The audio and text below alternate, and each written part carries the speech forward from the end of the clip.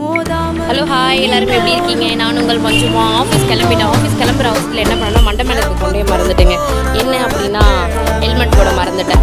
So நம்ம அந்த helmet எடுத்து மாட்டிப்போம். சிக்னலில் நம்மளா வாண்டடாக போய் காசு கொடுக்கணும். அதனால் இந்த